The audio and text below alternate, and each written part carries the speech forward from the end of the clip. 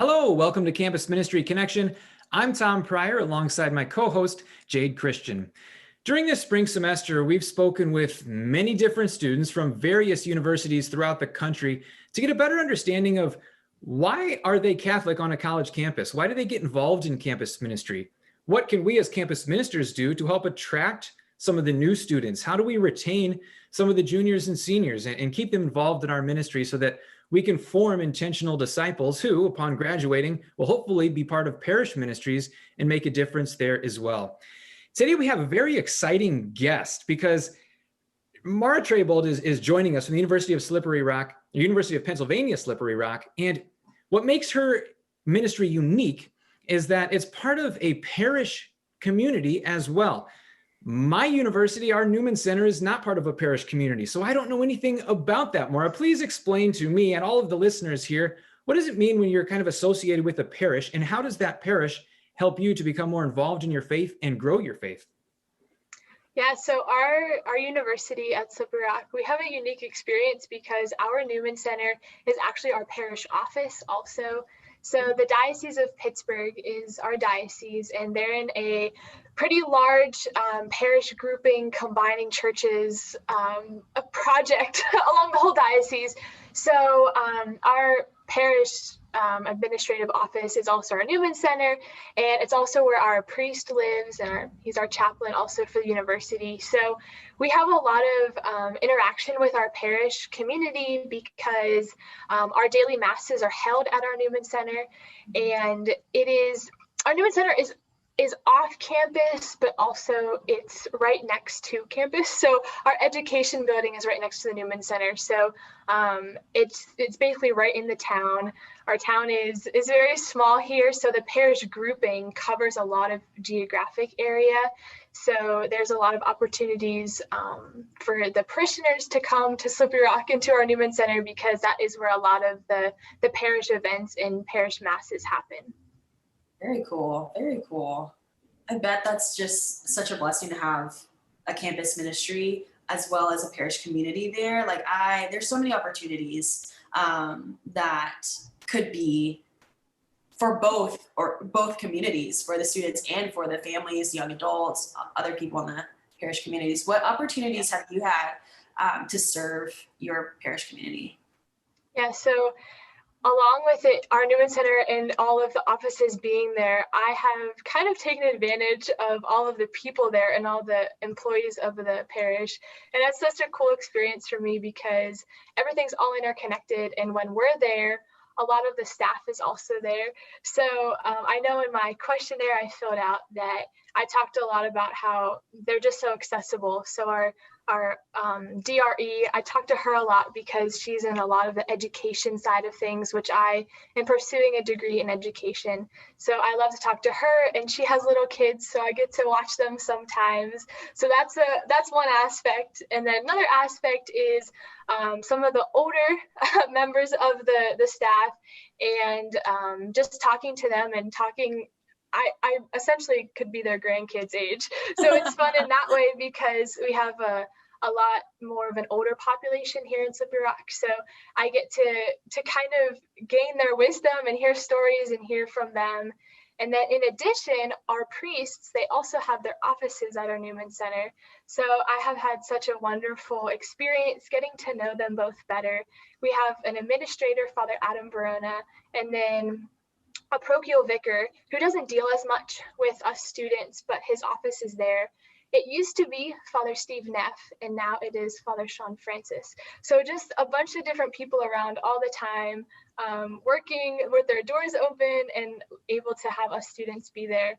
Unfortunately, with COVID, there has been almost like a divide, unfortunately, because we are on a college campus and the staff, they want to be safe for their families. So I haven't had as much interaction this academic year, but hopefully things opening back up, we can get back to somewhat of our normal Newman Center life, especially with the parish community. So.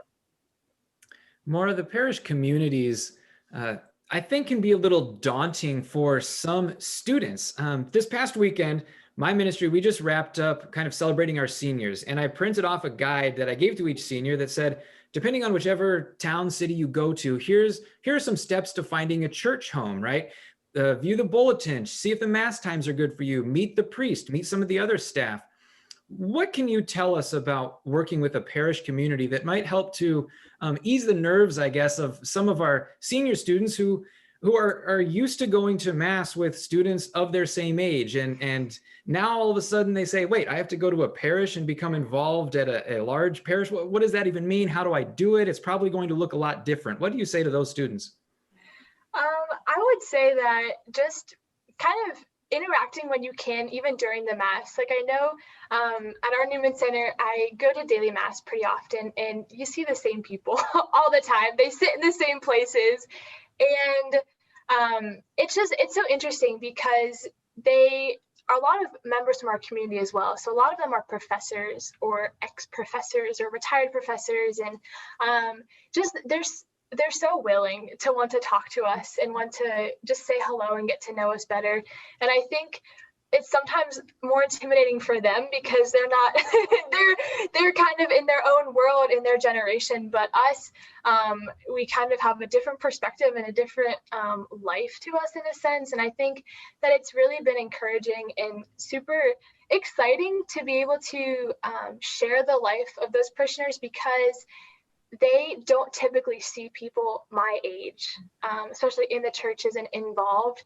So although I'm intimidated by them and by their faith because they're so wise and so faithful and they're so wonderful, but honestly, they just love seeing us and seeing like my generation and seeing the youth that the parish that we hope can build up. But just during the sign of peace, like saying hello, even just like a quick wave. I know that, I've gotten to know some people that way. And also at our church, we have a sign-in sheet to kind of contact trace still with COVID.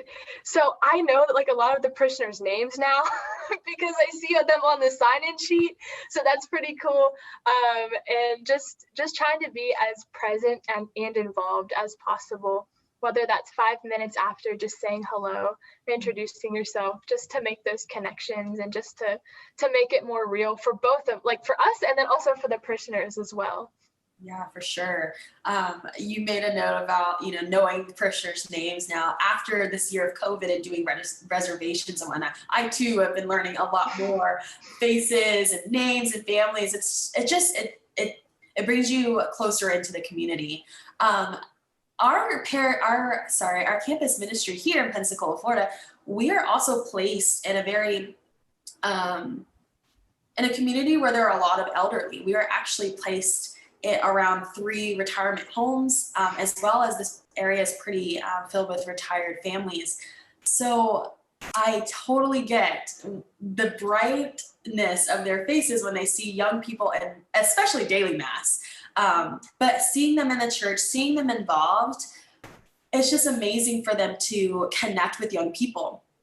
And with that comes like opportunities like helping out with the high schoolers, helping out with faith formation. And our students here at our campus ministry just finished helping out with their high school confirmation retreat. Our students got to have a team and just, got to be with high schoolers as they prepared for the sacrament. Have you mentioned that you've helped with a confirmation retreat before? Can you tell us a little bit about that experience? Yeah, so we've always, that is one of the biggest ways for our campus ministry to be funded a little bit. So we have gone a few times to different parishes in the diocese who are wanting to have college students lead their confirmation retreats. And it's a way for our campus ministry to get a little stipend for that in order to keep us funded a little bit. And that is such a cool opportunity, I think, on both ends. I've had experience in person and then also virtually. We just had one virtual a couple weeks ago.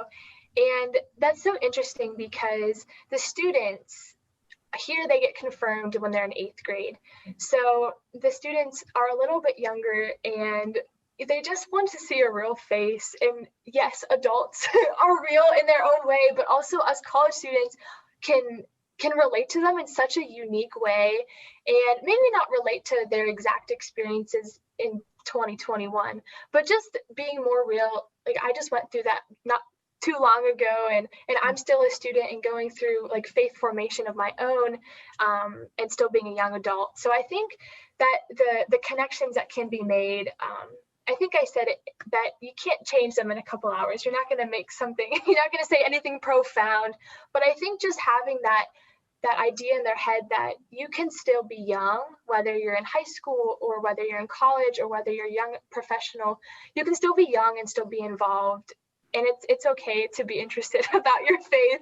And here as college kids are, like, we're giving of our time to help be with them. So that's been a cool experience. And I actually got invited back to my hometown, which is 2 hours from where I go to school. And I was invited back by our nun. Her name is Sister Cindy. And she asked me to give a little talk to their confirmation kids. And they're in 11th grade. So I am a different diocese at home.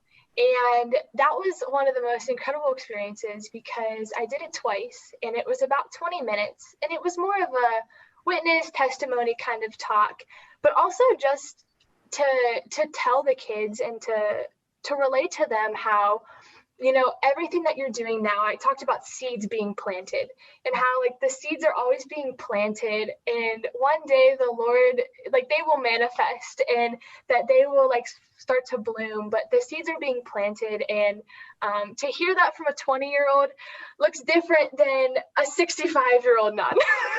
And I think that is something that I have really been thinking and praying about in terms of my future and my career and my ministry moving forward, is how being a young person in the church right now is so important in order to be real to the young generation of people moving up. So it's been a really unique experience and I'm excited to hopefully do more with it and to see where it takes me in the future. That's awesome.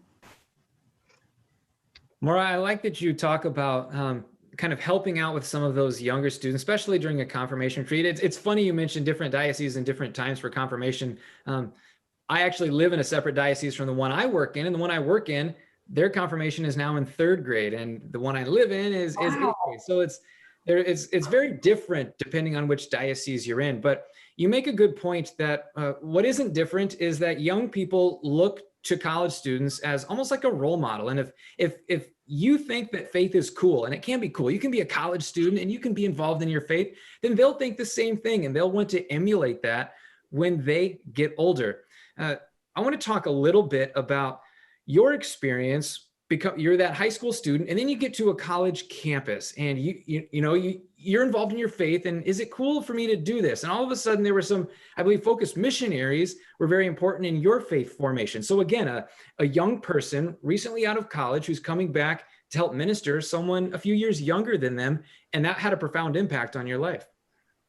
Yes, that was the focus missionaries. They were the impetus to help me get involved in campus ministry. And unfortunately, they are no longer on our campus, but it is incredible how a group of people, of missionaries, anybody, it could have been students who invited me into that community. And it took me going to the mass and to the event, but then the community that surrounded that mass and that event and that cookout that was there, that was what drew me in. That is what, like, they captivated me. And I was pretty strong in my faith in high school, I guess. There wasn't many opportunities, but I think coming to college, our faith in our church is so steady and so universal that I knew that there would be something here. I just didn't know what it would look like. And I think that initial impact and that first impression is what just like scooped me up. And I realized that I had such a community and such a home and such a family. And these people were so real and so normal. And, we went to mass, but then we just had a cookout after. And, it was just like, hey, how are you? Like, what's going on? There was no overbearing or trying to ask questions about religion or all these different things. It was just so normal and real. And that is something that I feel our campus ministry has done such a great job with focus, and then with them leaving, is just making it so real and so inviting and making it cool on a college campus and wanting kids and wanting students to come and just be part of a community. And through those relationships and through those connections that you make, then you start talking about faith, and you start to talk more of the religion side of things. But just having that place to be, and that welcoming, and that feeling of love and just inclusion was just it made such an impact on me. And now 3 years later, I I am where I am, and I am now like, I'm considered the president of our club, but I just consider myself a leader, and just working with other students my age to lead our Rock Catholic ministry on campus, and to just build up the campus back to what it used to be before COVID. So a difficult endeavor to bring it back to what it was pre-COVID. I know Jade and I are thinking about that the same way. How do we in the fall get our students excited about maybe a ministry that looks different than it had this past year, and maybe 2 years before that? You mentioned some of these I partnered with Evangelical Catholic a couple of years ago to really look at our ministry, and what they called front porch events, or front porch items, are kind of those events that just draw people onto the front porch. Think of your house, right? In the living room, maybe you're having service projects and discussions about faith, but no one on the outside who walks up to your house is just going to want to come straight into the living room. You have to get them on the front porch first. So what are some front porch events? And it's some of those social events, some of those events where you meet someone for the first time and you just make a connection. Maybe you have a cookout, maybe it's some games, and you talk about life, not necessarily faith. And that gets a student excited about the ministry and forming some relationships. And then maybe cultivate that for a few weeks, and then they'll step in and say, okay, let me see the living room. Let me do some service projects and volunteer a little bit more. Is that what you experienced? Yes, definitely. I think we actually just had our leader meeting for next semester. So we just had this conversation about how do we outreach in a normal and real way to get people on the front porch, to get to know them, and then get them to come in and be part of our community. Something that we love to do is we have a bonfire, and we have this great, it's called our ski lodge. So there's this huge hill that people can tube and ski down. It's not that big, but there's at the bottom, there's like a lodge, and there's a bonfire pit. So something that we do, one in the fall, kind of as a kickoff event, and then one at the end of the year as a wrap-up event. So we have a big bonfire with yard games and a cookout, and that is some way that we all as leaders talked about how we went to that our freshman year, and how we loved it so much because it was so fun, and it was outside, so you weren't intimidated by this Newman Center building, and you had the priest there. Father Adam is so wonderful at being at things with us, and just kind of being that presence, and like, oh, a priest can have fun too. He can come outside and play cornhole with us, and it just makes it so real, and it's such a natural setting. So that's something that our campus ministry, we love to do that, and we're so blessed to have the space and the affiliation with our campus. We work really well with them, and they're really supportive of our club, even though we're an on-campus organization, but we're not technically affiliated. It's confusing, but I'm sure you both have that that same kind of confusing situation. But yeah, they're so supportive, and we're thankful for that. Another thing that we have the opportunity to do as a student organization is we table. So our quad and our student center, we're able to register and sign up in order to set up a table, in order to promote our club and just meet some people as they're walking to the library, as they're walking to get Starbucks, just a real setting there. So we are definitely going to hopefully take advantage of that in the fall, in order just to meet some people, whether or not it turns into anything, just to show our presence on campus, and to show people that, yeah, we're the Catholic club, but also, yeah, we're pretty cool. And we hand out pretty cool things, and we have cool events, and we try to build our community up and bring everybody in, regardless of your religious beliefs or affiliations. One thing that has been sticking out to me as you're sharing your experience on your campus is that it all comes down to the realness of friendship, and how much we need to put that at the forefront of our mind when we first, for example, are doing the outreach events that you guys have lined up, because, that's how Jesus did his ministry, you know, like he invited his friends up for breakfast on the shore and fried some fish and had a conversation with them, you know? Yeah.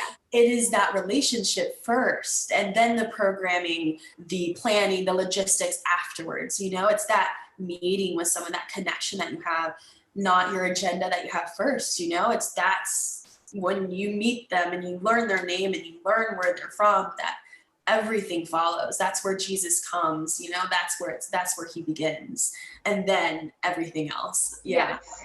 Yeah, and I think I had a unique experience because I came in as Focus was in the middle of their few years on campus. So I remember that Focus, one of their big things is authentic friendship. I never really understood what that meant. And then that kind of led into my relationship with the Focus missionaries and then also with campus ministry, and how when you're modeled authentic friendship, you know then what it's like, and you know how it is to be loved, to be loved, and to be the person who is invited places, and you are the person who just kind of shows up to things. And then as they transitioned off of our campus and campus ministry became the source of our leadership, I had that experience. I knew then how to uphold that, and I knew then how to carry that out as a student and as a student leader. So I know what it's like to be invited. So now I have to go out and invite. And I think that something that I heard a while ago was you have to earn the right to be heard. And I think that that's something that sticks with me, because I don't want to be asked all these crazy questions, and I don't want to be interrogated the first time I meet you. I just want to get to know you, and I want to see what you love, and I want to live life with you. And then the other things come, and the other conversations come, and that's only because I'm your friend and I love you and I want to see your heart and to know you better.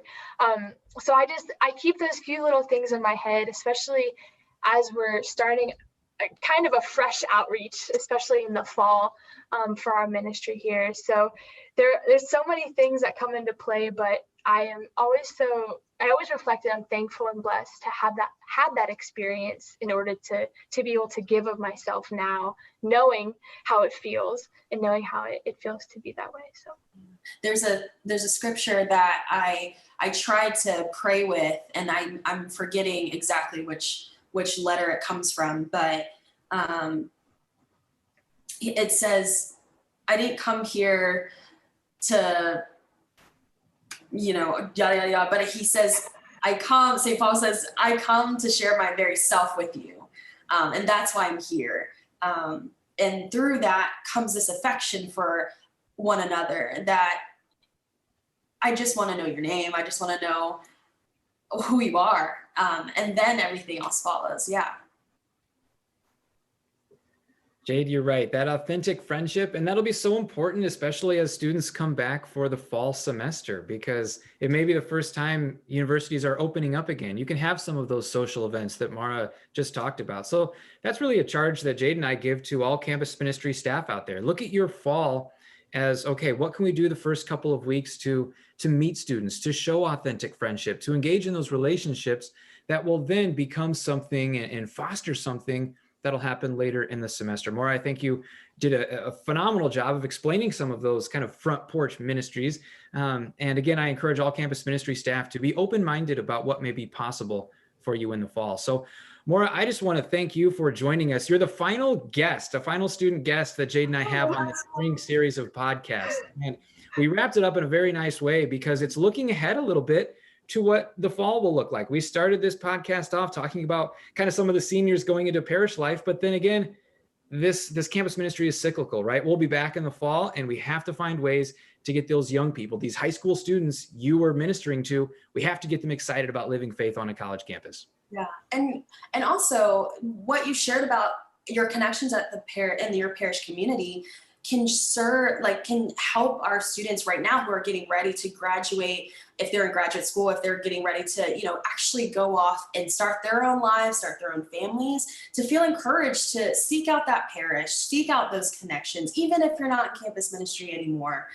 Look for those communities because that authentic friendship still continues. past campus ministry into your family life, adult life, and parish communities as well. Yeah, thank you both so much for having me. you. I'm honored to be the last one. And just, the opportunity and experience. So thank you. Thank Well, you. it was an excellent way to everything that you're doing on your campus. Thank you for joining us. Jade and I will have one more podcast coming up. It's just going to be the two of us as we wrap up this spring series. But again, thank you, Maura. And to all of you listeners who have been a part of this spring semester of listening to students, we really hope that some of the things the students shared, you can implement in your ministry so that you can have effective discipleship in the fall. So I'm Tom Pryor alongside my co-host Jade. Thank you again, Maura, and to all of you listeners for joining us on the Campus Ministry Connection.